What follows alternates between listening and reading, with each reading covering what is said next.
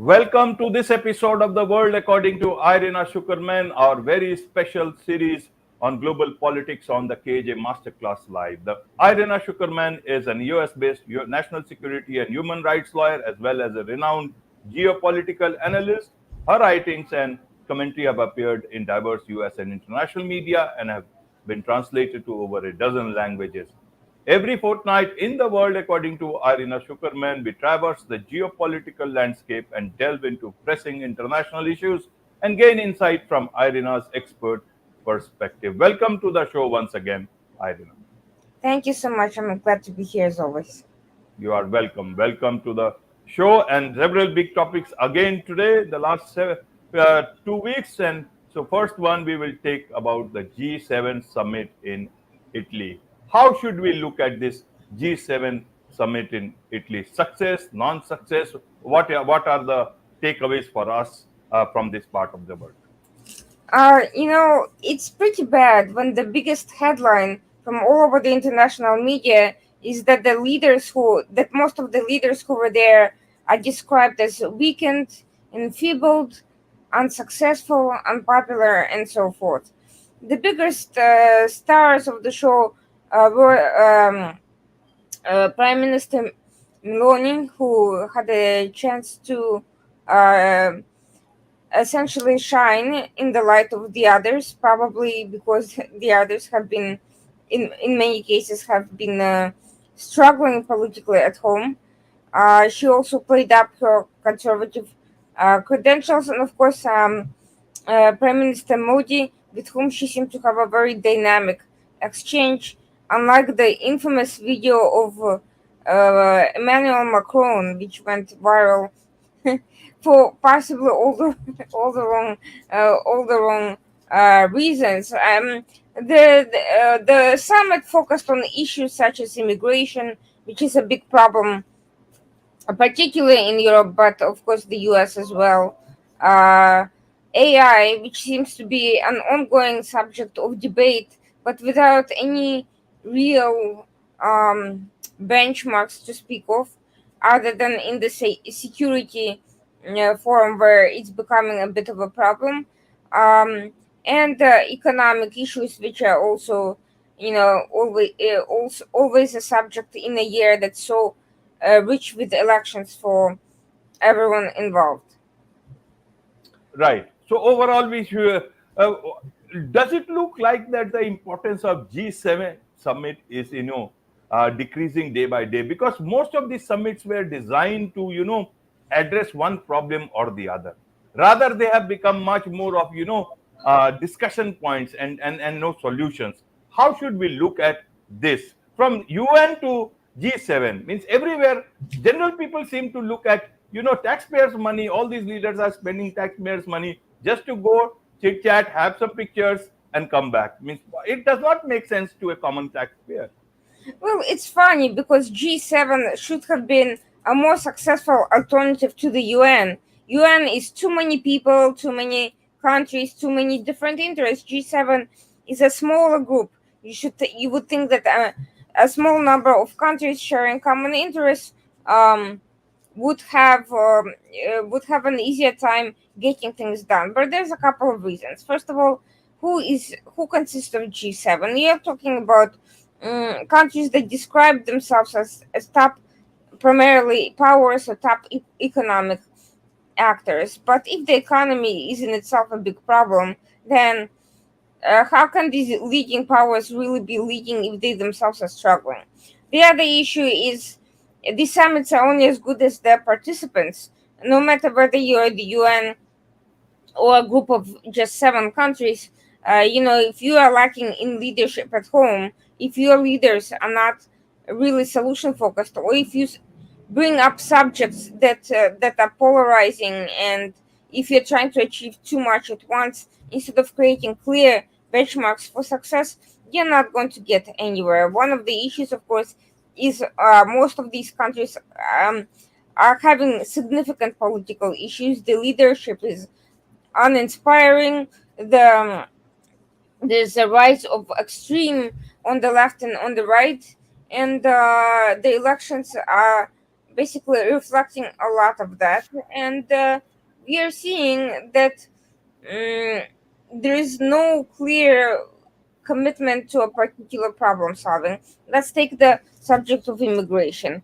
There's a lot of debate and discussion about legal versus illegal migration.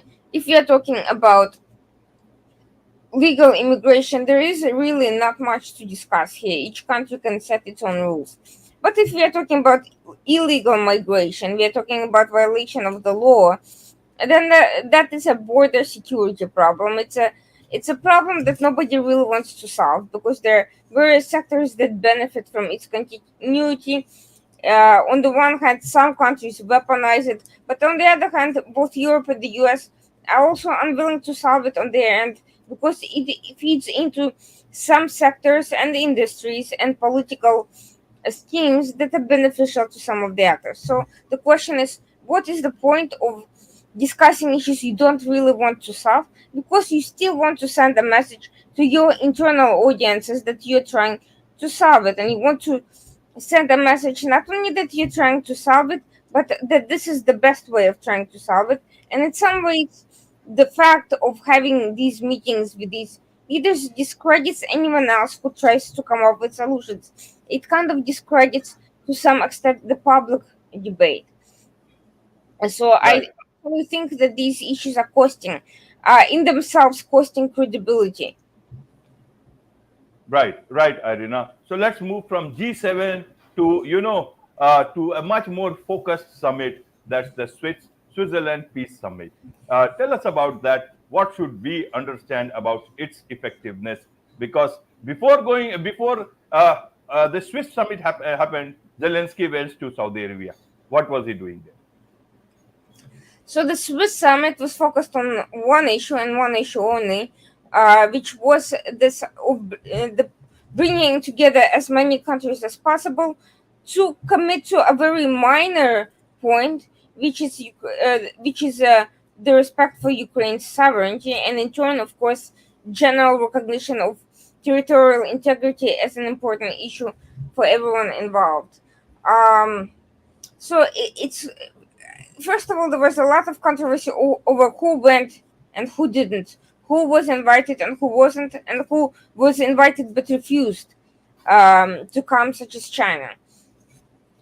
Second, it's worth noting that this initiative, which was actually following through the Ukraine's peace plan and was initiated by Zelensky, this is not the first such summit. It actually follows several such summits. The most famous of them took place in Saudi Arabia previously, very much along the same lines and with the same aim. So essentially, we're kind of trying to repeat the same sort of commitments, but trying to bring together a larger number of countries. So over 80 countries ended up signing the statements, but many important countries did not, and also many countries who are maybe not that politically on the forefront, but are still considered pro-Western and also are dealing with their own issues also did not. Brazil did not, which should not be that surprising because Brazil has been largely under Lula's leadership with the Russia and China bloc. China did not come at all, although it was invited. In the past, China did come to the Saudi summit, but this time there was very clearly a pressure by Russia for China not to go, and China has been growing closer to Russia despite concerns about Russia's military performance.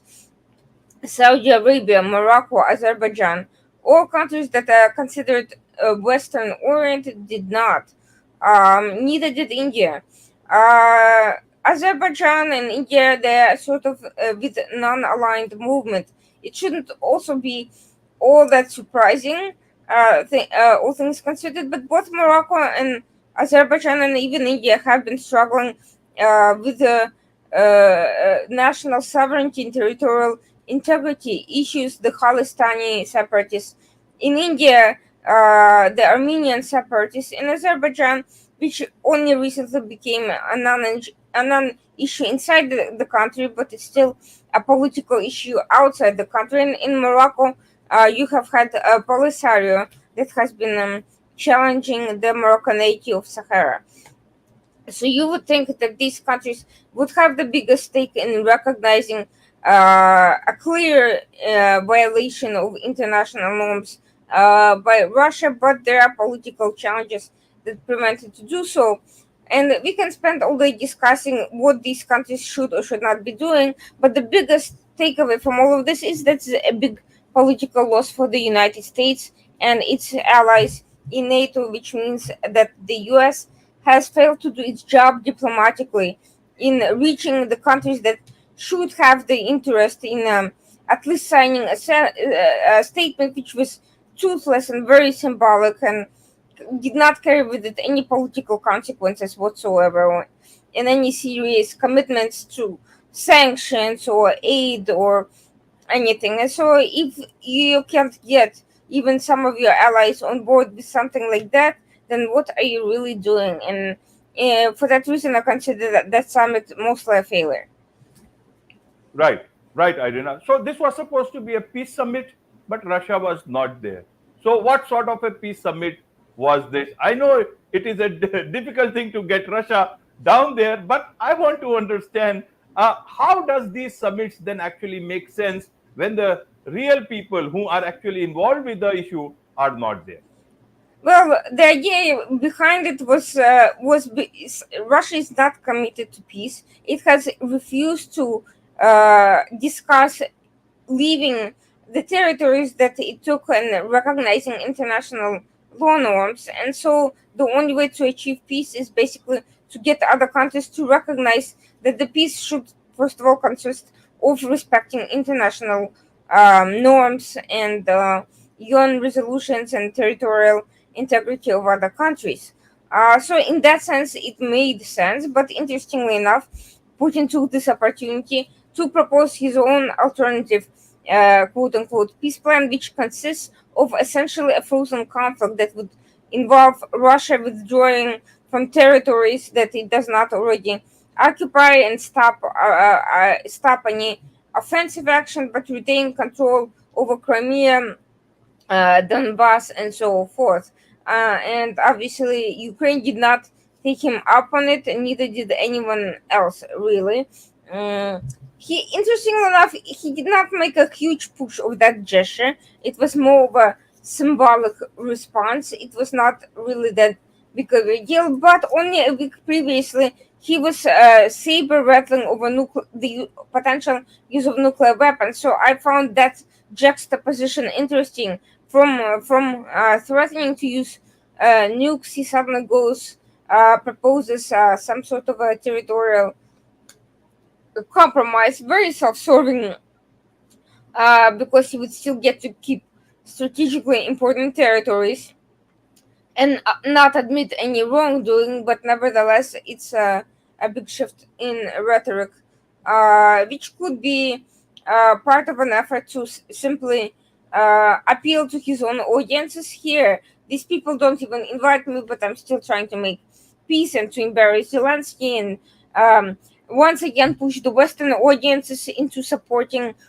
this idea in the election year for the United States and many other countries. Primarily, it was a show that he has something to offer while everybody else is at the Swiss summit because he did not want to come out looking like an isolated country. Absolutely. And I want to understand, you see, peace summit is happening, but individually the way other countries are making those noises, either US allowing for use of their weapons, also about the Azov brigade that they can use, and all these things individually other countries are also saying, okay, we will allow much more use of our weapons for offensive purposes also in that sense. And Russia has already said about the nuclear use.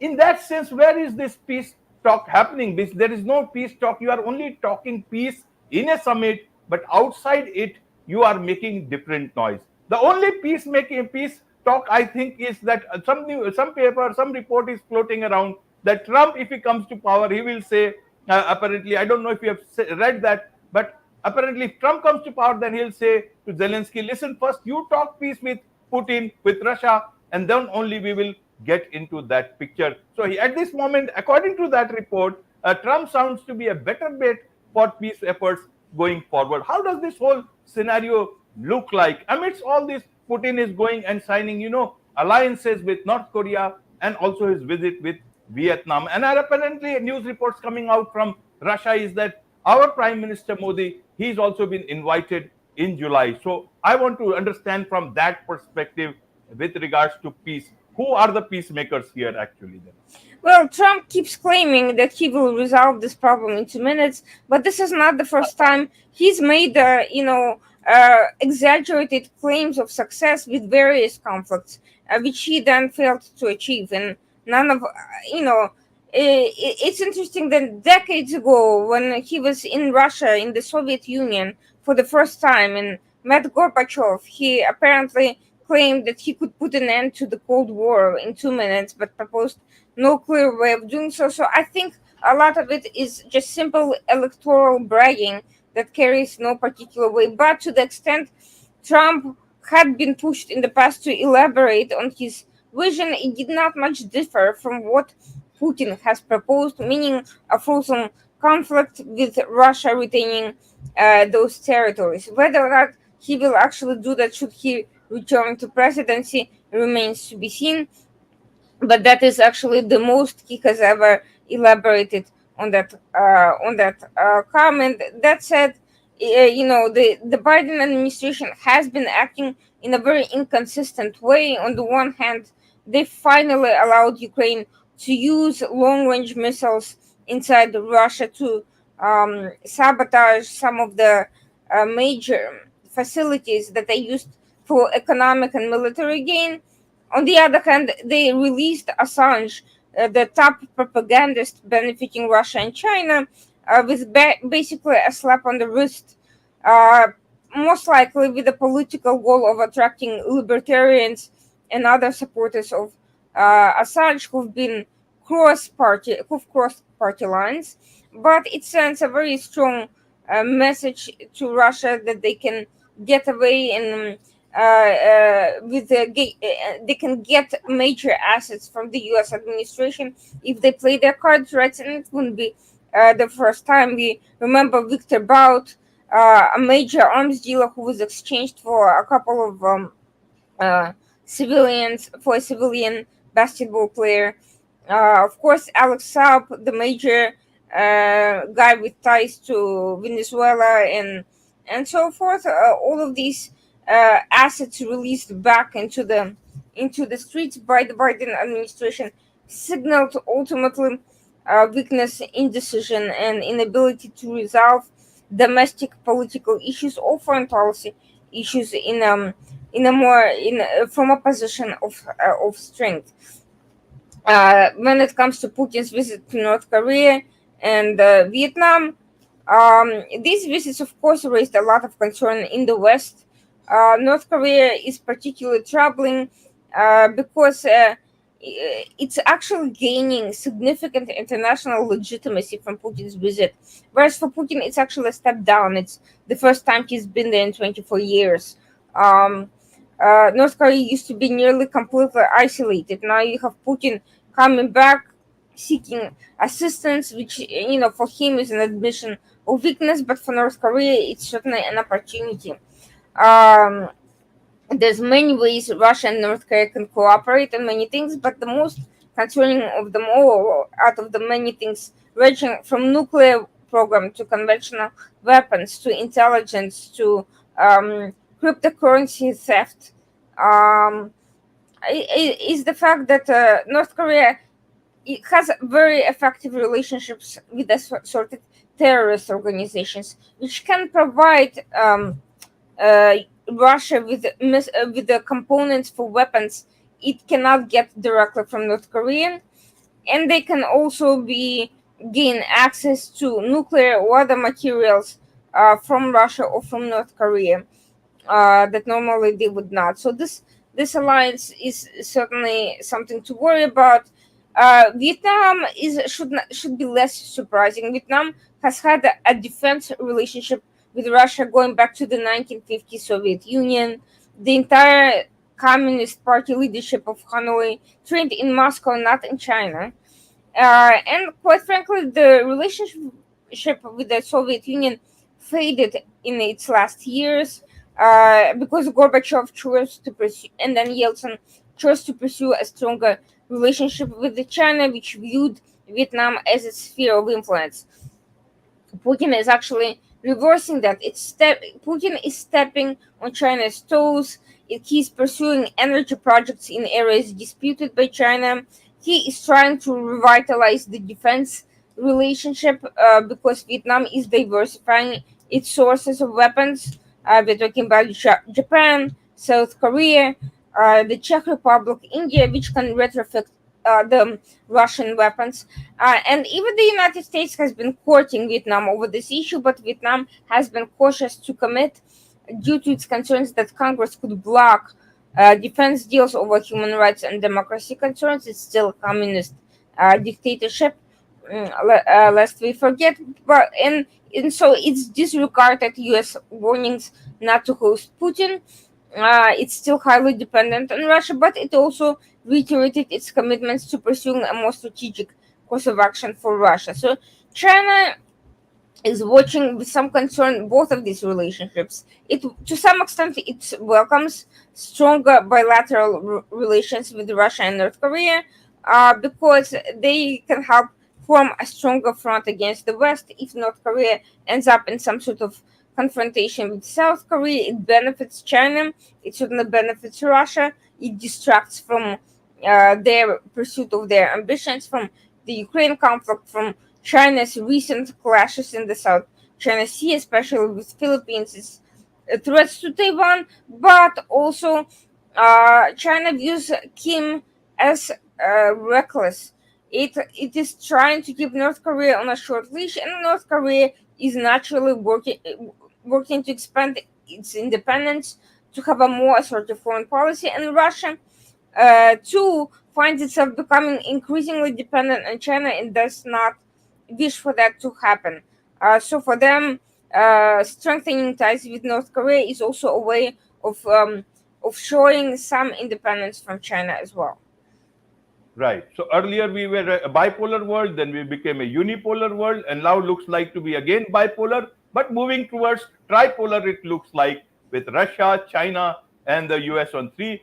So a lot of countries having different relationships with different forums at different point in time. Be that as it may, I want to understand about these news reports from Russia that our Prime Minister Modi, he will be visiting Russia in next month. Means, how do you see? I don't know what it is going to be, whether it will actually happen, not happen. I haven't read beyond that, or it has been denied. But what do you see out of it? What will, if it happens, how do you think Putin will try to see this or want to portray this? What is it there for India in this visit? Are we going to send a different sort of a signal to the US bloc? Because recently, even Jake Sullivan, US National Security Advisor, was in India. How do you look at it from that part of the world? Well, India has not abandoned its diplomatic relations with Russia, and no one has expected this to end the moment Jake Sullivan stepped foot in India. However, there is a clear practical interest here that India is pursuing, which is the logistics of the fact that the IMEC corridor, which was highly strategically important for India, has been disrupted by Houthi attacks. And Russia's been the big winner of this because India and other countries have chosen to try to gain access to the Middle Eastern markets overland rather than endangering their ships in the Red Sea and subjecting them to attacks. And we've seen not just the Houthis, but Somali pirates and now Al Shabaab joining the fray. It's a very dangerous environment. The global shipping industry has suffered, but on the other hand, the Russian railroads have been gaining a lot from this. They've been sabotaging European rail lines on the one hand, but for India, those were also never really um, a full prospect either. it was hoping to transport some of its goods through uh, the Gulf and through Israel, but now it has been become impracticable. So Russia remains the main way out. There is also the need to gain to the Chabahar port in Iran. The Russia, Azerbaijan, and other countries have been building the north-south economic corridor. So there is this economic interest right now, even as over energy interests have been fading, and even defense uh, interests are not what they used to be. India now has access to some of the top of the line technology from other countries, France, Israel, and now even the United States. So it's a big loss for Russia, and India is quite frankly too big of a market to be satisfied by Russia alone, especially in light of its shortcomings. The S-400 proved to be a disappointment. Russia is now under sanctions, so it's not producing to the same level as it has in the past, to suggest the practical reality. But where it has lost, in some sense, it has managed to take advantage of other crises and problems, and I think that is going to be a major topic of the discussion for India from its perspective. It's a very clear, immediate interest. Right, right. Now, let's look at Jake Sullivan's visit to India just some days back. How do you look at that? Was it a preemptive visit, understanding that Indian Prime Minister might make a visit to the US because they talk technology here and other things and met with Indian security advisor and even the foreign minister. Help us understand Jack Sullivan's visit in this backdrop. Why did he visit? Was it any particularly important at this point in time? He has traveled, making a lot of visits very recently. I am sure he could have avoided this one, had a bit of rest amidst all this political atmosphere back home.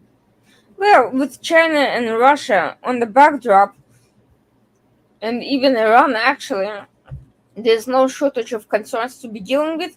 But this visit was not simply a show of bilateral relationship. It had practical um, repercussions.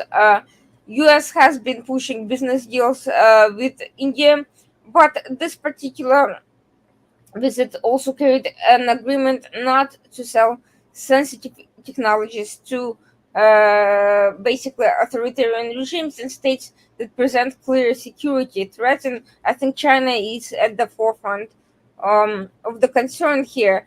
Now, a lot of the Chinese companies are very active in India. The business relationship has not has not suffered the same way the political relationship has, but there's been limits even to that. I mean, TikTok has been banned for several years in India now, long before US has come to the same conclusion. Uh, US companies have been looking to relocate to India, among other companies, for both political and economic reasons. Um, so we are seeing that even on the business end, that has been cooling, and now that India is looking to become more independent in the both energy and defense industry sides, China is actually a rival. It's as much as there's been a lot of cooperation in the past. Now I think India is looking to curtail excessive Chinese influence on its own markets from a business perspective, not only from a national security perspectives, and having additional interest with the US and other countries, I think serves that goal. Right. And talking of India and the US, and also let's bring in Canada here. What about this Kalistani separatist issue? Means if there is so much of uh, friendship with all these countries, especially India and the US, why is the US and also Canada raking up this issue again and again rather than either moving forward or just keep a quiet on this? Is it some sort of a game happening, or will there be some progress very recently? It will reach some conclusion. Well, interestingly enough, there are signs of progress with Canada, although it certainly hasn't been fully solved, because we have seen signs of better improved discussions on the prospects of security cooperation, and basically coming to an understanding of why that issue is a concern for India. And we've seen some of that also with in talks with the United States as well. But at the end of the day, when we are talking about a legal case, it cannot simply be resolved by political dialogue, because the courts are independent of these political discussions, and simply closing a major case involving what amounts to accusations of attempted assassination, that is not always easily doable. Had it been a smaller case such as an assault, that has happened. It even has happened in the US. We all remember Erdogan's visit, and how his bodyguards assaulted Kurdish demonstrators, and those cases have been shut down for very obvious political reasons at one point, when the US was trying to resolve its political differences with Turkey. So, with smaller cases, things like that have happened. With the case where there's an attempted murder, it's much harder to do. That said, we don't know how the case will ultimately resolve. The defendant in Canada has been extradited to the United States. Uh, what will happen is not clear, but I think more importantly than what happens with the individuals is whether the larger political issues on the background of that particular incident are going to be resolved or played up, and a lot depends on these background discussions. Whether it will be limited to be seen as a simple, criminal case, or whether it's going to be turned into a big political thing. And my sense right now that it's going to be more limited rather than turned into another Khashoggi, but we will see. Right, we will see. But let's understand about the US universities when we are talking about, Russia as well as, US and the Middle East, is that there is this whole issue coming up that US universities have been funded. Some of them have been funded by Qatar, and lawsuits have come up and putting pressure on on Qatar as well as the US universities. And amidst this, Russia has invited Taliban to educational forum in Kazan. So Russia sounds to be a much more educated here rather than US universities coming into a lot of criticism here. Help us understand both the things. Why is Taliban going and learning in Russia, and why are the US universities rather getting embroiled in something else? So, you know, the system in the US is that universities are subject to financial disclosures when they and transparency demands when they receive federal funding. It seems that a number of them have failed to comply with those things, and they also have failed to um, show precisely how these foreign donations influence the overall climate. It's been extremely difficult tracing how particular donations affect curriculum, how where they're going in general, because money is fungible. You can, if the countries are not going to specify you have to spend it on this particular thing, because they also don't want to get in trouble. They understand that there could be, in theory, investigation. So it's very difficult to prove the impact of this. And Qatar has tried to distance itself from these things by assorted very structuralist and legalist claims in a letter it proposed. It even claimed that the Director of National Intelligence denied Qatar's links to the campus extremists. I am sure that she did not make such a clear statement as that. I think that her comments were taken out of a much larger and nuanced context, although, of course, the US government has continued to maintain a strong relationship with Qatar despite these scandals. But increasingly, it's becoming difficult to justify the extent of Qatar's involvement, nor to deny that political ideology it has been pushing through various um, soft power projects and initiatives has been detrimental um, and polarizing.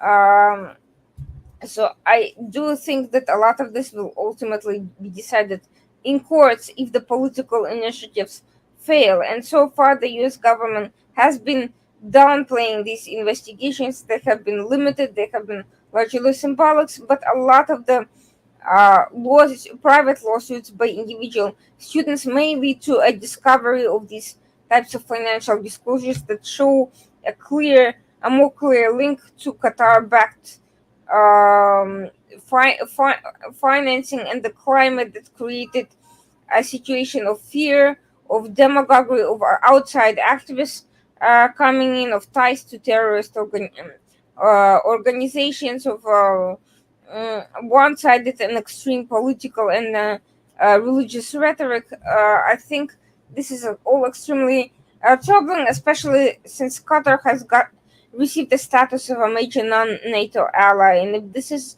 the sort of political meddling it's doing in the U.S., it should be considered no less damaging than any sort of FARA violations. Or, for instance, political lobbying. This is lobbying to indoctrinate both the students and to create a system that is ultimately attached with the U.S.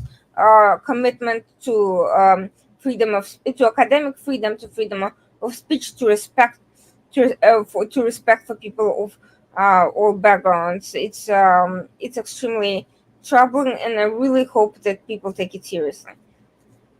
Absolutely. Now let's look at our last topic for the day, the petrodollar. Means what should be? There is a lot of confusion, especially in my part of the world, is about the Saudi Arabia ending this 50-year petrodollar deal with the US. Now there is no clarity. There is a lot of writing on the internet about whether this has ended, it will be renewed, or it will give way to other currencies, and that is a big thing for a lot of, which means the end of petrodollar also means a lot of American influence. How do you see it? Do you have any inside information about this, Irina?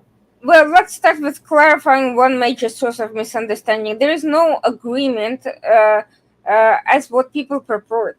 There is no signed paper to renew. There's nothing to renew.